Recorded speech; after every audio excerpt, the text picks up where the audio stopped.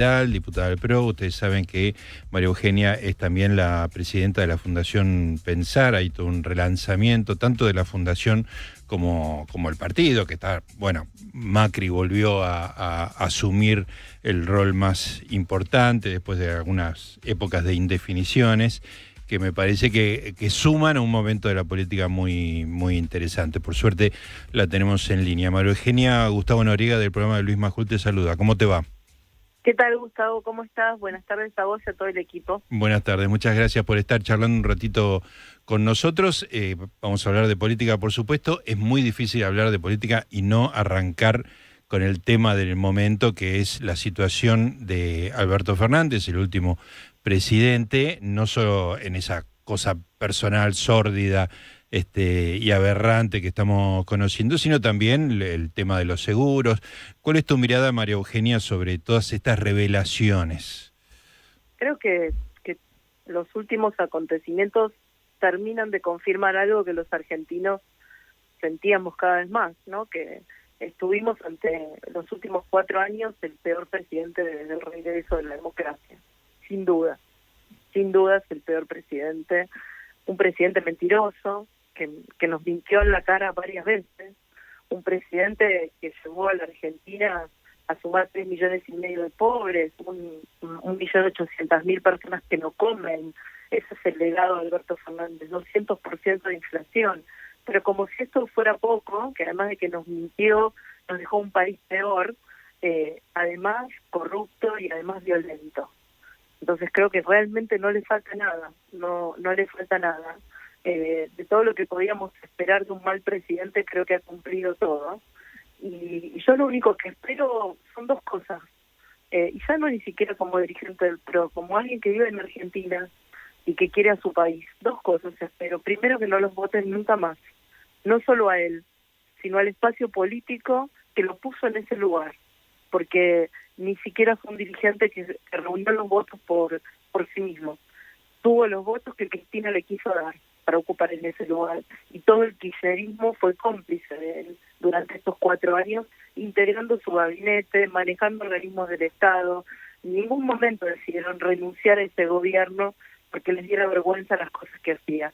Y en segundo lugar, que haya una respuesta de la justicia, que no nos pasemos 10, 14 años como ha sucedido en otras causas para que haya respuesta, porque además, si no hay justicia para una ex primera dama víctima de violencia, ¿cómo la va a haber para mujeres que en toda la Argentina le están pidiendo y que son ciudadanos comunes? María Eugenia, no te digo forzándote, sino por ahí pidiéndote, un poco mirando para adentro de lo que fue el PRO y la última presidencia. ¿Por qué pensás que un candidato, que bueno, algunos con el diario del lunes, otros anticipadamente veíamos como un candidato, digamos, con características no presidenciables? ¿Por qué no te digo el PRO, cambiemos, pero Macri, la presidencia de Macri no pudo reelegir y perdió ante un candidato como Alberto Fernández, por lo menos en ese primer lugar, digamos? Por esta primera característica que te dije de Alberto, porque Alberto fue primero y antes que nada, y lo demostró ya durante su presidencia, un mentiroso, porque él se presentó como alguien que venía a superar la grieta, que venía a representar un kirchnerismo moderado, frente a un gobierno como el nuestro que no había cumplido las expectativas desde el punto de vista económico con la sociedad. Y entonces fue el candidato que dijo que le iba a dar, que le iba a pagar las LELIX y que con ese dinero le iba a aumentar 20% a los jubilados. Sí. Y no solo no les aumentó, sino que les hizo perder 40% de capacidad de compra en 4 años. Nunca los jubilados estuvieron peor que con Alberto Fernández en 40 años de democracia. Se llevó al piso de jubilaciones más bajo. Es el mismo candidato que prometía honestidad y terminó involucrado en la causa seguros. Y que después decía la fiesta de Olivos mientras nos decía que nos quedemos en casa. Entonces, lo que hubo no fue una campaña que le permitió ganar la elección, fue una mentira. Y esa mentira es la que hoy se sigue desnudando. Todavía hoy los argentinos nos seguimos sorprendiendo de la profundidad de la mentira del kirchnerismo y de Alberto Fernández en los últimos 4 años. Ahora, dando vuelta a la hoja la presidencia de Alberto con las consecuencias obvias que tuvo, y entrando ya en este nuevo periodo con Milei presidente, ¿te parece que alguna de las medidas que está tomando, alguna de las decisiones o la intensidad de las decisiones que toma Milei, las pudo haber tomado el gobierno de Mauricio Macri, o se necesitaba, que esa es mi hipótesis, digamos, una caída mayor, que, digamos, que fue la que pasó durante el gobierno de Alberto Fernández? Digamos, la sociedad, para aceptar estas medidas tan difíciles, necesitaba pasar por una experiencia más del kirchnerismo, y por eso que Macri no las pudo llevar adelante. Sin duda la Argentina no era la misma, la sociedad no era la misma. Creo que todo lo que pasó ayuda a que hoy el presidente Milei pueda plantear medidas muy costosas, que, que de hecho durante nuestro gobierno no tuvieron acompañamiento. Los argentinos evolucionaron, los argentinos cambiaron también, y por eso hoy sostienen el cambio, porque los que primero cambiaron no fueron los políticos, fueron ellos. Uh-huh. Milei vino a representar ese cambio, Uh-huh. que nosotros también quisimos representar en la última elección y no pudimos. Pero primero cambió la gente. Y creo que la pandemia fue clave en eso. La pandemia desnudó muchas cosas. La pandemia desnudó que había gente que podía quedarse en su casa porque cobraba el sueldo igual. Porque si trabajabas en el Estado o cobrabas un plan social o eras una empresa subsidiada por el Estado, podías quedarte en casa. Pero también que había una enorme cantidad de argentinos que tenían comercio, que trabajaba de changas, que vivía informalmente, que no podía quedarse en su casa porque no comía. Y esa fue se desnudó enormemente esa diferencia entre aquellos que eran sostenidos por el Estado y aquellos que no, que dependían de sí mismos y al mismo tiempo aportaban con sus impuestos a ese Estado. Y creo que la gente empezó a tomar conciencia de las restricciones, de que no se puede, de que no hay una maquinita de la felicidad y que la emisión genera inflación, al contrario de lo que le decía el kirchnerismo, que no se preocuparan, que no había problema, que si emitían no iba a haber inflación, y dejaron un país con 200% de inflación. Entonces los argentinos hay cosas que aprendieron con mucho dolor y a las que no quieren volver, que no hay tarifas de energía gratis y baratas, porque si no después te salen mucho más caras, o la pagas en el supermercado. Todos esos aprendizajes, ¿no? Creo que fueron parte de la presidencia de Alberto y que hacen posible que hoy el presidente Milei pueda llevar adelante medidas más duras. Está bueno esto que decís de la pandemia, porque por ahí los políticos no lo mencionan demasiado, porque por ahí muchos quedaron pegados a las medidas de restricción, pero ahí se generó el caldo de cultivo para la idea de la casta, ¿no? De que hay gente que tiene privilegios y gente que no. Totalmente, totalmente. Creo que la pandemia aceleró muchas cosas, ¿no? Tal vez en otro argentino hubiera llevado más tiempo tomar conciencia de estas cosas, pero la pandemia aceleró tanta gente que no pudo despedir a sus seres queridos. Por eso lo de la fiesta de Olivos se vuelve imperdonable. Uh-huh.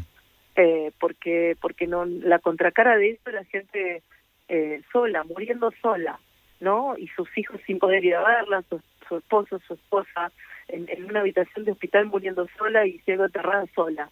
Y creo que muchos argentinos no van a volver nunca más de eso. María Eugenia, tenés una experiencia muy importante en la provincia de Buenos Aires.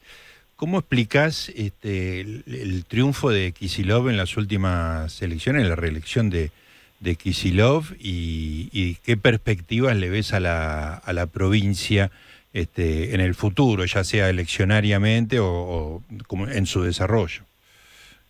Creo que lo que demostraron las dos últimas elecciones, la elección del 21 y la elección del 23, es primero que la oposición a Kicillof no puede darse el lujo de ir dividida. Uh-huh.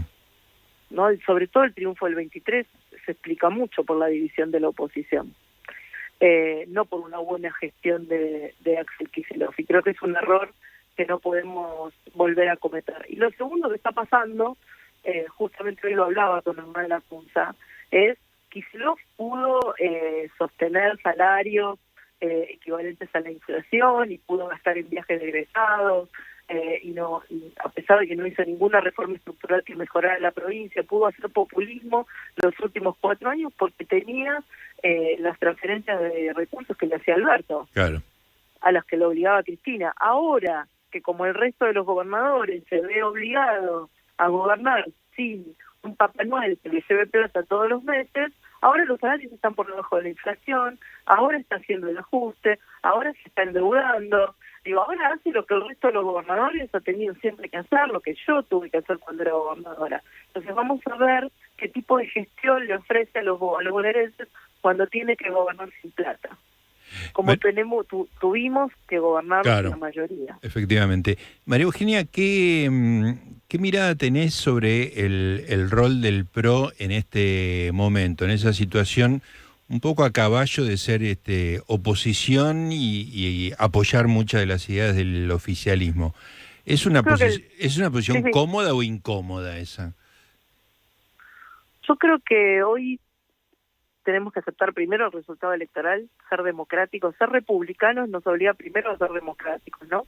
Hubo un 56% de los argentinos, entre ellos los votantes del PRO, que eligió un cambio y luego lo ratificó en el balotaje diciendo Milei. Y ese 56% de argentinos quiere que le vaya bien. Y nosotros tenemos que hacer lo correcto, que es que en un país con 50% de pobreza, con chicos que la mitad de los chicos en tercer grado no entienden lo que lee, con dificilísimos problemas de ingresos, ¿no? Donde el salario promedio de la Argentina de $800. Con ese país, con esa realidad, no podemos especular. Tenemos que hacer lo correcto. ¿Qué es lo correcto para el PRO hoy?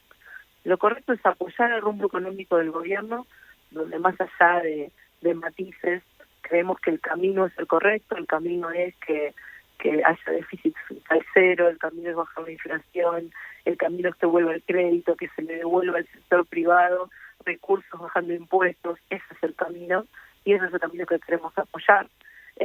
Y después, por supuesto, seguir sosteniendo nuestros valores.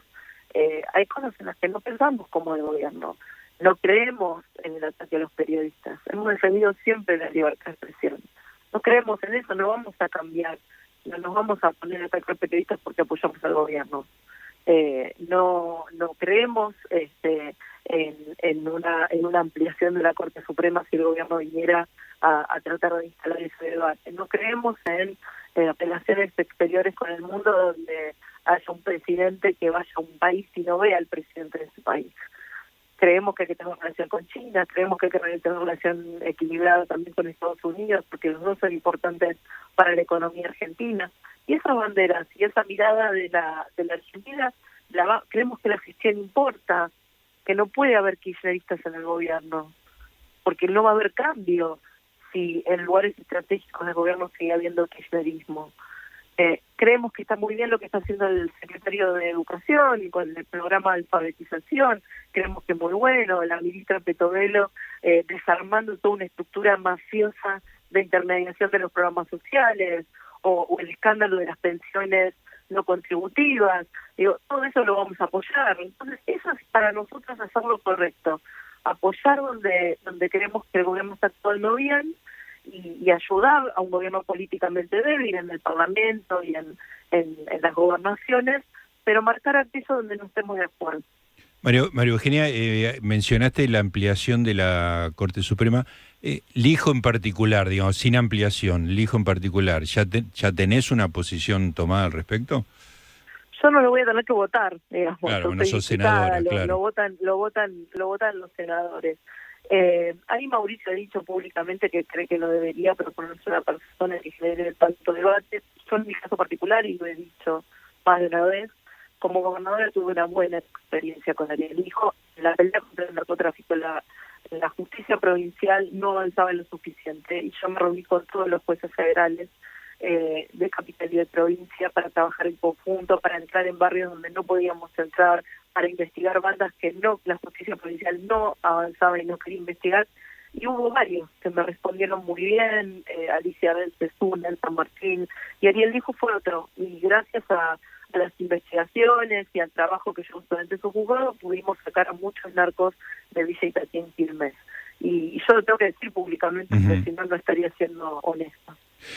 Por último, María Eugenia, ¿el PRO ya está ordenado, ya está todo encolumnado bajo el liderazgo de Macri, o hay todavía discusiones? ¿Qué se va a hacer con los que son miembros de este gobierno? A ver, el PRO tiene un presidente elegido por acuerdo de todos los sectores del PRO, que es Mauricio Macri, así que creo que sobre eso no hay duda, un consejo partidario también formado de la misma manera. En ese sentido, el partido para mí está ordenado.